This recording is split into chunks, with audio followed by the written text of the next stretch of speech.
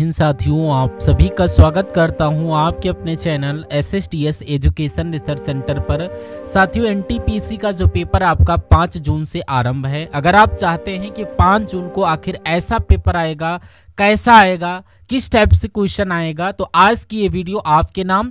इस वीडियो में आपको बताऊंगा जीके जीएस के क्वेश्चन किस टाइप के आएंगे, रीजनिंग के क्वेश्चन किस टाइप के आएंगे और मैथ के क्वेश्चन किस टाइप से आएंगे। तो अगर अभी तक आपकी तैयारी पूरी नहीं है तो मैं कहूँगा इन तीनों सब्जेक्ट वाली क्लास को देखिएगा और अपनी तैयारी को बूस्टअप करिए। तो सबसे पहले जीके, उसके बाद करंट अफेयर, उसके बाद रीजनिंग और देन आफ्टर मैथ होगी। तो आप अगर अपना सिलेक्शन लेना चाहते हैं इस एग्जाम में तो आज की इस वीडियो का एक एक सवाल का जवाब आपके मनोमस्तिष्क में होना चाहिए। तो पहला सवाल आपकी स्क्रीन पर आ चुका है, कह रहा कि पद्मावत के रचयिता कौन है। तो ये सवाल कई बार आपसे पूछा जा चुका है और ये आपका मलिक मोहम्मद जैसी पद्मावत के रचयिता हैं। उसके बाद विश्व पर्यावरण दिवस साथियों कब मनाया जाता है मुझे बताइए। 5 अप्रैल, 15 मई, ये आपको 5 जून को मनाया जाता है। Right answer option number C जिनका है तो बिल्कुल करेक्ट है। साथियों, आप लोग यहां से जो जीके के क्वेश्चन है ये चेकआउट भी करिएगा कि आपके इनमें से कितने क्वेश्चंस बिल्कुल सही जा रहे हैं और कितने आपके गलत हो पाए, और जितने क्वेश्चंस गलत हैं उनको अभी सुधार लीजिए, उनके आंसर्स को यहीं पर तैयार कर लीजिए क्योंकि आपको आपके पेपर में क्वेश्चन देखने को मिलेंगे। उसके बाद नोबेल पुरस्कार को जीतने वाले एकमात्र भारतीय अर्थशास्त्री कौन है। तो अर्थशास्त्री की बात चल रही है साथियों। तो अर्थशास्त्र के क्षेत्र में नोबेल पुरस्कार किसको दिया गया था, ये अमर्त्य सेन को दिया गया था। Answer option number C. निम्नलिखित में से किस ग्रह का आकार पृथ्वी के आकार के निकट होता है मुझे बताइए। तो यहाँ पर मरकरी, मार्स, वीनस आपका इस सवाल का बिल्कुल करेक्ट आंसर हो जाएगा, यानी कि शुक्र ग्रह की यहाँ पर बात चल रही है, शुक्र ग्रह की बात चल रही है। उसके बाद अगला क्वेश्चन, इंदिरा गांधी राष्ट्रीय कला केंद्र का मुख्यालय कहाँ पर स्थित है, किस शहर में स्थित है। तो इसका मुख्यालय नई दिल्ली में स्थित है। Right answer option number B, Indira Gandhi राष्ट्रीय कला। उसके बाद देखिए किस शहर को भारत ने महलों का शहर कहा जाता है, यानी कि द सिटी ऑफ पैलेसेस बोला जाता है। तो किसकी बात चल रही है, पश्चिम बंगाल की राजधानी कोलकाता की जब बात करें तो इसको महलों का शहर बोला जाता है। उसके बाद देखिए लेंस की शक्ति की एसआई इकाई क्या होती है बताइए। तो पता है ये आपकी डायोप्टर होती है। लेंस की जो शक्ति की एसआई इकाई जो होती है वो डायोप्टर होती है। उसके बाद कौन सी भौतिक मात्रा किए गए कार्य की गति को मापती है, यानी कि यहाँ पर निम्न में से कौन सी भौतिक मात्रा किए गए कार्य की गति को मापती है। तो कार्य जब किया जाता है उसकी गति को मापा जाता है शक्ति के माध्यम से। किसके माध्यम से, शक्ति के माध्यम से। Right answer option number D. उसके बाद गति का पहला समीकरण किसके बीच संबंध को दर्शाता है। तो ये स्थिति और समय के बीच दर्शाता है, स्थिति और वेग के बीच भी नहीं, ये वेग और समय के बीच के संबंध को दर्शाता है गति का पहला समीकरण। उसके बाद देखिए अगले नंबर का सवाल आपकी स्क्रीन पर, कह रहा कि बंगाल के नवाब सिराजुद्दौला प्लासी की लड़ाई में किस वर्ष हारे थे ये लोग। तो प्लासी की लड़ाई कब हुई थी, 1757 ईस्वी में हुई थी प्लासी की लड़ाई। Right answer option number A के साथ जिनका है बिल्कुल करेक्ट। उसके बाद भगत सिंह और वटुकेश्वर दत्त ने दिल्ली केंद्रीय विधानसभा में बम फेंके, वो किसका विरोध कर रहे थे, यानी कि ये आपको बताना है। ये दोनों भगत सिंह जी ने और वटुकेश्वर दत्त ने ये इंडियन काउंसिल एक्ट का, government of India act, trade dispute bill and public safety bill का विरोध कर रहे थे। इस वजह से इन्होंने विधानसभा में बम फेंके थे। उसके बाद अगला क्वेश्चन आपकी स्क्रीन पर, कह रहा कि भारतीय संविधान के इनमें से किस अनुच्छेद में नए राज्यों के गठन, उनकी सीमाओं के फेरबदल के बारे में कहा गया है। तो कौन से अनुच्छेद की बात चल रही है, अनुच्छेद 3 में ये बात कही गई है कि जो नए राज्य उनका गठन हो सकता है, उनके सीमाओं में फेरबदल हो सकता है। उसके बाद अगला सवाल कह रहा है कि भारतीय संविधान की पंथ निरपेक्ष और अखंडता शामिल किए गए थे। तो कौन से, आपको बताना है कि आपका राइट आंसर क्या हो सकता है मुझे बताइए। देखिए क्वेश्चन थोड़ा सा अधूरा है, क्या देख लीजिए। यहाँ पर होना ये चाहिए था कि ये जो संविधान की जो उद्देशिका है उसमें समाजवादी, पंथ निरपेक्ष और अखंडता ये 3 शब्द हैं, और ये किस संशोधन के द्वारा शामिल किए गए थे ये आपसे यहाँ पर पूछा जा रहा होगा। तो ये 42वें संविधान संशोधन के तहत ये आपके शामिल किए गए। आंसर आपका ऑप्शन नंबर बी। उसके बाद देखिए कह रहा है कि भूपर पट्टी की संरचना में अभ्रक की मात्रा लगभग कितनी होती है। तो ये आपकी 4% होती है, ये भी आपको मालूम होना चाहिए। उसके बाद देखिए अगला सवाल कह रहा है कि प्रधानमंत्री श्रम योगी मानधन पीएम योजना के अंतर्गत 60 वर्ष की आयु के बाद असंगठित क्षेत्र के कर्मचारियों को कितने रुपए की मासिक पेंशन प्रदान की जाएगी? तो मैं कहूँगा 3000 रुपये की मासिक पेंशन प्रदान की जाएगी, आपको याद रखना है। उसके बाद नेक्स्ट नंबर का सवाल आपकी स्क्रीन पर है। यहाँ पर मैं आपको बताना चाहता हूँ कि अगर आपकी तैयारी थोड़ी भी कम है। अब बात करते हैं इस सवाल की कि नुआखाई भारत के किस राज्य में मनाया जाता है? तो ये तो ओडिशा में मनाया जाता है। ये आपका नुआखाई त्योहार बहुत बार पूछा जा चुका है। उसके बाद कह रहा है कि निम्नलिखित में से कौन सितार वादक नहीं है, ये आप लोग मुझे बता दीजिए। अब यहाँ पर अनुष्का शंकर की अगर बात करें तो सितार वादक है। पंडित शिव कुमार की अगर बात करें तो ये तो संतूर वादक हो जाएंगे। उस्ताद विलायक खान भी ये सितार वादक हैं और पंडित रविशंकर भी सितार वादक हैं। तो कुल मिला के कौन सितार वादक नहीं है? ऑप्शन नंबर बी वाले नहीं। उसके बाद मैराथन दौड़ की दूरी क्या है? तो मैराथन दौड़ जो है बोला जाता, तो इसमें कितनी दूरी होती है आपको याद रखना है, 26 मील और 385 गज की दूरी वो होती है। सही जवाब जो जाएगा ऑप्शन नंबर बी के साथ। अगला सवाल देखिए, आपसे पूछा जा रहा है कि यहाँ पर एरिट्रिया जो 1993 में संयुक्त राष्ट्र का 182वां सदस्य बना था, ये किस महादेश में स्थित है? तो ये आपका अफ्रीका महाद्वीप में स्थित है। Right answer option number B. उसके बाद देखिए, किस भारतीय वैज्ञानिक को न केवल नोबेल पुरस्कार दिया गया जबकि भारत रत्न भी साथियों प्राप्त उन्होंने किया? तो भारत रत्न भी दिया गया और नोबेल पुरस्कार भी उनको मिला। तो किसकी बात चल रही? मैं कहूँगा डॉक्टर सीवी रमन की बात चल रही है। ऑप्शन नंबर सी आपके क्वेश्चन का बिल्कुल करेक्ट आंसर हो जाएगा और ये प्रश्न और उसका उत्तर भी आपको याद रखना है। उसके बाद कह रहा है कि निम्नलिखित में से किस महाद्वीप को विषमताओं का महाद्वीप बोला जाता है? क्वेश्चन बहुत ही इंपॉर्टेंट है साथियों। अगर अभी तक इस वीडियो को आपने लाइक नहीं किया तो वीडियो को लाइक कर दीजिए और अगर मेरे चैनल पर नए हैं तो इस चैनल को जरूर सब्सक्राइब कर दीजिए, क्योंकि अब से लेकर आप अपने एग्जाम तक साथियों जितने भी वीडियो हमारे चैनल के माध्यम से देखेंगे, तो मेरा मानना है अगर आपने अच्छी तरीके से देख ली, उन सभी प्रश्नों को अपने मन में बिठा लिया, स्टोर कर लिया, तो ये समझ लीजिए कि जैसे जैसे आप रियल एग्जाम में एग्जाम हॉल में क्वेश्चन को स्क्रॉल करते जाओगे, सभी सवालों के जवाब आपको पहले से ही मालूम होंगे, ये समझ लीजिए। बस क्लास आपको पूरे धैर्य के साथ देखनी होगी। जितने भी क्वेश्चंस करवा रहा हूँ इन क्वेश्चंस को आपको देखते रहना होगा। पेपर तो आपके लिए बहुत छोटी चीज हो जाएगी। उसके बाद किस महाद्वीप को विषमताओं का महाद्वीप बोला जाता है? तो यूरोप महाद्वीप की जब हम बात करते हैं, इसी महाद्वीप को विषमताओं का महाद्वीप बोला जाता है। नेक्स्ट नंबर का क्वेश्चन है, कहा जा रहा है कि इनमें से भारत किसका बड़ा निर्यातक है? तो भारत किसका सबसे बड़ा निर्यातक है? तो कपड़े का ये सबसे बड़ा निर्यातक है भारत। उसके बाद निम्नलिखित में से किस द्वीप का प्राचीन नाम सैंडविच द्वीप है? तो किसकी बात चल रही है? तो आप लोगों को यहाँ पर मालूम होना चाहिए, जो हवाई द्वीप है इसका प्राचीनतम नाम क्या है? सैंडविच द्वीप है। यह आपका एग्जाम में क्वेश्चन कई बार आ चुका है। उसके बाद देखिए, कहा जा रहा है कि एकमात्र महाद्वीप जिससे होकर कर्क रेखा, भूमध्य रेखा और मकर रेखा गुजरती है, मैं कहूंगा आंसर आपका साथियों बताना है क्या हो सकता है। अगर आपका जवाब यहाँ पर अफ्रीका महाद्वीप है तो मैं कहूंगा बिल्कुल सही, क्योंकि ये एकमात्र ऐसा महाद्वीप है जिससे कर्क रेखा और भूमध्य रेखा गुजरती है। उसके बाद देखिए, यहाँ पर सूचना का अधिकार अधिनियम किस वर्ष लागू किया गया, बताइए। तो सूचना का अधिकार देखिए ये कब लागू किया गया? तो ये 15 जून 2000 को लागू किया गया था। Right answer right information act, यानी कि सूचना का अधिकार। आम चुनाव के बाद प्रोटेम्प्ट स्पीकर, आपको बताना इसके आगे क्या आएगा। आम चुनाव के बाद प्रोटेम्प्ट स्पीकर लोकसभा के द्वारा चुने जाते हैं, भारत के राष्ट्रपति के द्वारा नियुक्त किए जाते हैं, सर्वोच्च न्यायालय के मुख्य न्यायाधीश के द्वारा, ये लोकसभा के वरिष्ठतम सदस्य होते हैं। तो मैं कहूँगा सही जवाब आपका ऑप्शन नंबर बी, यानी कि आम चुनाव के बाद प्रोटेम स्पीकर भारत के राष्ट्रपति के द्वारा नियुक्त किए जाते हैं। ये आपको यहाँ पर याद रखना। नियुक्त किसके द्वारा किए जाते हैं? नियुक्त राष्ट्रपति के द्वारा किए जाते हैं। उसके बाद कहा जा रहा भारत के संविधान का विचार किसने दिया था? तो भारत के संविधान का विचार M.N. रॉय के द्वारा किया गया था, यानी कि यहाँ पर संविधान का विचार M.N. रॉय के द्वारा दिया गया था। उसके बाद अगला क्वेश्चन, अभी तो आपके जीके के क्वेश्चन चल रहे हैं, उसके बाद करंट अफेयर के क्वेश्चन बहुत इंपॉर्टेंट होंगे आपके लिए। उसके बाद रीजनिंग के क्वेश्चन, फिर मैथ के क्वेश्चन, यानी कि पूरे कुछ पेपर का हल हम लोग देखेंगे। जैसा आपका 5 जून से पेपर जो आरंभ है, जिसमें पूछे जाएंगे किस टाइप के क्वेश्चन, ऐसे क्वेश्चन आपसे पूछे जाएंगे, तो ये आप लोग तैयार कर लीजिए साथियों। 28वें नंबर का क्वेश्चन देखिए कि भारत के संविधान के किस भाग में मौलिक कर्तव्यों को शामिल किया गया है या संग्रहित किया गया है, बताइए। तो आप लोग याद रखेंगे मौलिक कर्तव्यों की बात आ रही तो भाग 4 का ये हो जाएगा, इसके अंतर्गत ही आंसर आपका ऑप्शन नंबर सी हो जाएगा। उसके बाद संविधान के किस अनुच्छेद के तहत उच्च न्यायालय को सभी अधीनस्थ न्यायालयों पर अधीक्षण की शक्तियां देता है?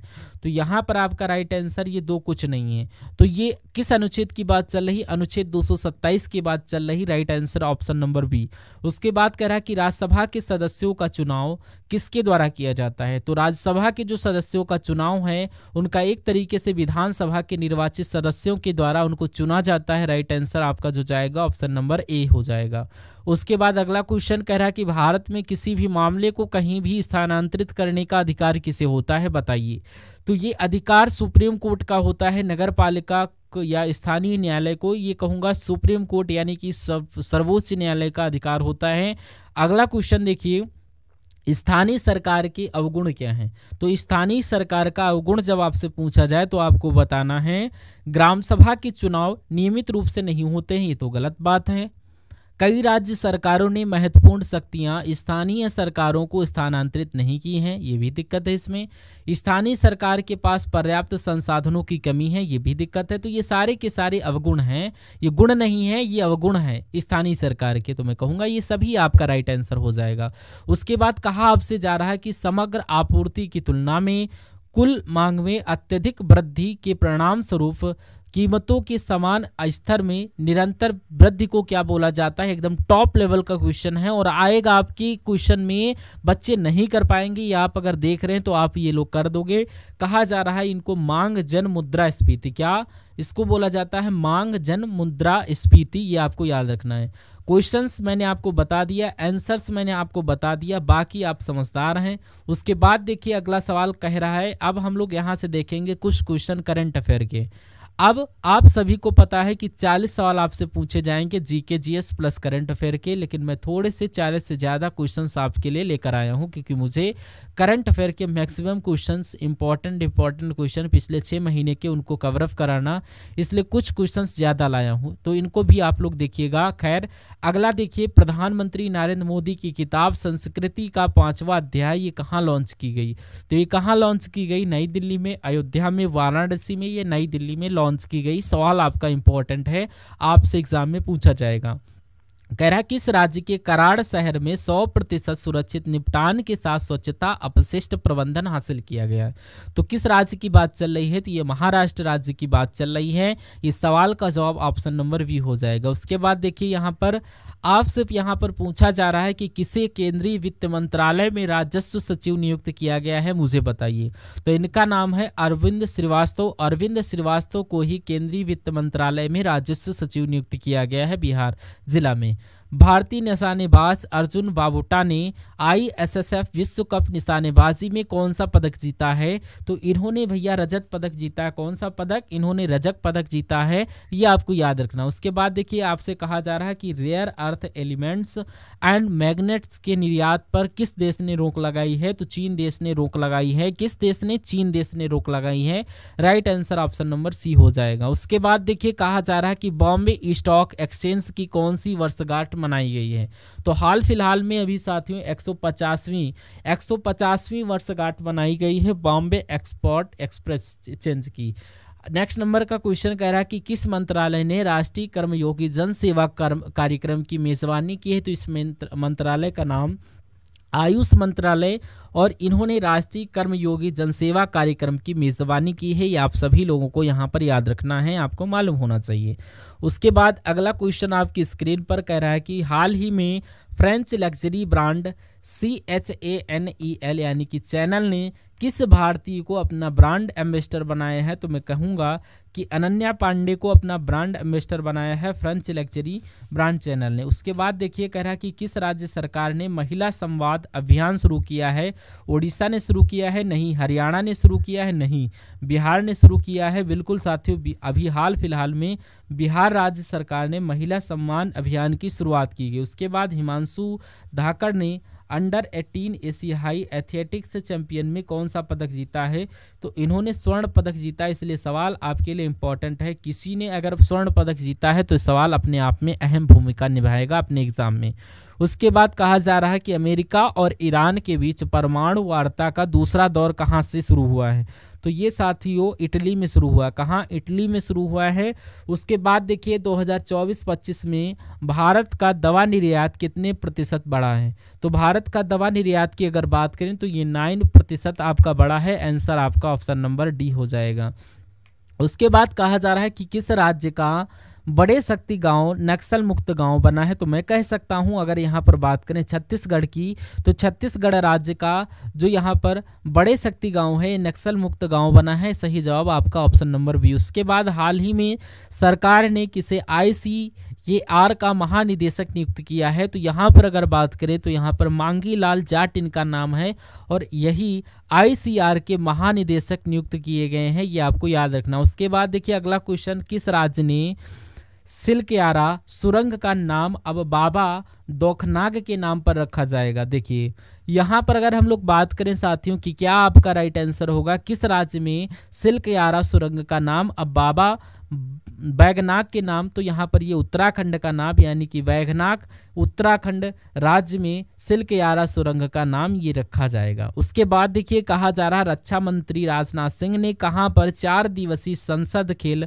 महाकुंभ का उद्घाटन किया है? तो इन्होंने एक उद्घाटन उत्तर प्रदेश में किया है, जहां लखनऊ में ये आपका होने वाला है। ठीक है, ऑप्शन नंबर बी आपको याद रखना है। नेक्स्ट नंबर का सवाल कि अंतर्राष्ट्रीय बौद्ध परिसंघ कहाँ 2 दिवसीय अंतर्राष्ट्रीय सम्मेलन आयोजित करेगा? तो यहाँ पर अगर बात करते हैं अरुणाचल प्रदेश आपका जवाब हो जाएगा, यानी कि अंतर्राष्ट्रीय बौद्ध परिसंघ ये 2 दिन का अंतर्राष्ट्रीय सम्मेलन जो आयोजित किएगा वो अरुणाचल प्रदेश। उसके बाद अगला क्वेश्चन, प्रधानमंत्री मोदी कहाँ ब्रिजिंचम अंतर्राष्ट्रीय बंदरगाह का उद्घाटन केरल में करेंगे? ऑप्शन नंबर बी आपका बिल्कुल करेक्ट आंसर हो जाएगा। उसके बाद अगला क्वेश्चन कहा जा रहा कहाँ की शहनाई को GI टैग की मान्यता मिली है? तो कहाँ की शहनाई को मिली है ये आपसे कुल मिला के पूछा जा रहा, तो आपको यहाँ पर याद रखना बनारस की शहनाई को GI टैग की जो है मान्यता मिली है। ठीक है, उसके बाद देखिए नेक्स्ट नंबर का सवाल कहा जा रहा है कि केंद्र सरकार ने किस राज्य में सूर्य देवभूमि चैलेंज का उद्घाटन किया है? तो ये कहाँ पर कुल मिलाकर आपसे पूछा जा रहा है, देखिए और साथियों फटाफट आप लोग बता दीजिए राइट आंसर आपका क्या होगा। देखिए और फटाफट बताइए इस क्वेश्चन का राइट आंसर। तो अगर आपका जवाब उत्तराखंड है तो आपका जवाब बिल्कुल सही हो जाएगा, जो कि केंद्र सरकार में उत्तराखंड में जो है इसका चैलेंज का उद्घाटन किया। उसके बाद अगला क्वेश्चन कह रहा है कि नीरज चोपड़ा ने port champ स्ट्रम in western tournament में कौन सा पदक जीता? तो इन्होंने स्वर्ण पदक जीता है, ये भी आपको याद रखना चाहिए। उसके बाद किसे यूनेस्को के memory of the world register में शामिल किया गया? तो किसको शामिल किया गया? नाट्य शास्त्र को किया गया, भगवत गीता को भी किया गया है, इसलिए आंसर ऑप्शन नंबर सी के साथ जाएगा। नेक्स्ट नंबर का सवाल कह रहा है कि UNCTAD ने 2025 में भारत की अर्थव्यवस्था कितने प्रतिशत की दर से बढ़ने का अनुमान लगाया है? तो कितने प्रतिशत की दर से बढ़ने का अनुपात? 6.5% के बढ़ने का अनुमान लगाया है। अब कह रहा किस IIT के वैज्ञानिकों ने खारे पानी के उपचार के लिए कमल के पत्ते जैसा सोलर एवेपोरेटर विकसित किया है? तो यहाँ पर किसने किया है? IIT मुंबई ने किया है। किसने? IIT मुंबई ने। उसके बाद देखिए अगला सवाल कह रहा है कि किसने नई दिल्ली में एथलीट पासपोर्ट प्रबंधन इकाई का उद्घाटन किया है? तो किसने किया है? डॉक्टर जो है मनसुख मंडाविया ने किया है। सी आंसर आपका करेक्ट। अगला question, French luxury brand channel ने किस भारतीय को अपना ब्रांड एम्बेसडर? तो अनन्या पांडे को बनाया। ये क्वेश्चन आपको पहले भी करवा चुका हूँ। उसके बाद देखिए इंडसइंड बैंक के डिप्टी CEO किसके रूप में नियुक्त किया गया? तो इनका नाम संतोष कुमार, और संतोष कुमार इंडसइंड बैंक के DFO बन चुके हैं। उसके बाद भारत की शौर्य अंबोरे ने अंडर 18 महिलाओं की 100 मीटर बाधा दौड़ में कौन सा पदक जीता है? तो इन्होंने कांस्य पदक जीता है, ये भी आपको याद रखना है। आंसर आपका ऑप्शन नंबर बी हो जाएगा। साथियों कुछ सवालों के बाद अब हम लोग रीजनिंग का क्वेश्चन देखेंगे, थोड़ा सा इंतजार कर लीजिए, रीजनिंग के क्वेश्चन आपके स्टार्ट होने वाले हैं। कहा जा रहा है कि कहाँ दुनिया के 17वीं एथलीट पासपोर्ट प्रबंधन इकाई स्थापित की गई है, तो अपने देश भारत में की गई है। उसके बाद देखिए किस आईआईटी ने कीटाणुओं से लड़ने के लिए होस्ट प्रोटीन की खोज की है, तो आईआईटी मुंबई ने ये खोज की है। उसके बाद देखिए कह रहा है कि इंटरनेशनल बिग कैट अलायंस का मुख्यालय कहाँ स्थापित होगा, तो ये साथियों भारत, अपने भारत में स्थापित होगा। Right answer option number C हो जाएगा। कहाँ टी शील्ड साइबर सुरक्षा लैब का उद्घाटन किया गया, तो गुजरात में, तेलंगाना में, बिल्कुल साथियों तेलंगाना में किया गया है। और अगला सवाल देखिए कह रहा कि किसने 15वीं हॉकी इंडिया सीनियर पुरुष राष्ट्रीय चैंपियनशिप जीती है, तो किसने जीती, मैं कहूँगा पंजाब ने जीता है। राइट आंसर देखिए अगला। यहाँ से अब आपके सामने जो क्वेश्चंस स्टार्ट हो चुके हैं वो आपके रीजनिंग के क्वेश्चंस स्टार्ट हो चुके हैं, तो इन सभी सवालों को आप लोग बड़े अच्छे तरीके से देखिएगा और फटाफट मुझे आप लोग बताते रहिएगा आंसर। कह रहा कि रणथंभौर का संबंध राजस्थान से, तो काजीरंगा का संबंध, तो रणथंभौर क्या है, ये एक राष्ट्रीय उद्यान है। और ये कहाँ का ये राष्ट्रीय उद्यान है, ये राजस्थान का है। तो काजीरंगा राष्ट्रीय उद्यान ये कहाँ पर है, ये असम में है। कहाँ पर है, असम में है। तो इसलिए इस सवाल का जवाब जो जाएगा ऑप्शन नंबर ए यानी कि असम के साथ जाएगा। ठीक है। उसके बाद देखिए अगला सवाल आपकी स्क्रीन पर है। यहाँ पर अगर हम लोग बात करें नंबर सीरीज का सवाल आपके सामने आ चुका है। नंबर सीरीज के सवाल की अगर यहाँ पर हम लोग बात करें तो ऐसे कैसे यहाँ पर क्या हो सकता है, एक बार मुझे बताइएगा। तो सबसे पहले अब यहाँ पर 5 आया, उसके बाद 13 है, उसके बाद 23 है, उसके बाद आपका 49 आ गया। उसके बाद आपसे पूछा जा रहा है कि अगला नंबर क्या होगा, उसके बाद 193 होना चाहिए। तो यहाँ पर अगर हम लोग बात करें कैसे क्या लॉजिक लगेगा, एक बार मुझे आप लोग यहाँ पर बता दीजिए। ठीक है। अब यहाँ पर 5 से यहाँ पर 13 हुआ, 13 से यहाँ पर 23 हुआ है, तो मुझे ऐसा लग रहा है कि इसकी गुणा अगर हम लोग 2 से करें और इसमें 3 जोड़ दें तो ये 13 हो जाएगा। उसी प्रकार यहाँ पर अगर हम लोग बात करें 13 दूना कितना हो जाएगा, 26 और 3 घटा दे तो 23 हो जाएगा। और उसी प्रकार 23 दूना कितना हो जाएगा, 46 और उसमें 3 जोड़ दें तो 49 हो जाएगा। उसी प्रकार 49 दूना 98, अब 3 घटाना है यानी कि 98 में से अगर 3 घटा दे तो यहाँ पर बचेगा आपका 95 बच जाएगा। 95 का यहाँ पर आएगा। अगर एक बार इसकी 2 से गुणा करवाएं और उसमें 3 प्लस कर दें, अगर 193 बन गया तो ठीक है। तो 95 दूना 190, 3 जोड़ेंगे तो 193 यानी कि 95 हमारे सवाल का बिल्कुल करेक्ट आंसर हो जाएगा। उसके बाद अगला क्वेश्चन कहा जा रहा है कि ये भी नंबर सीरीज का ही क्वेश्चन है। तो यहाँ पर कहा जा रहा है कि सबसे पहले 7 है, उसके बाद 12 है, उसके बाद 19 है, उसके बाद क्या नंबर आएगा, उसके बाद आपका 39 यहाँ पर आना चाहिए।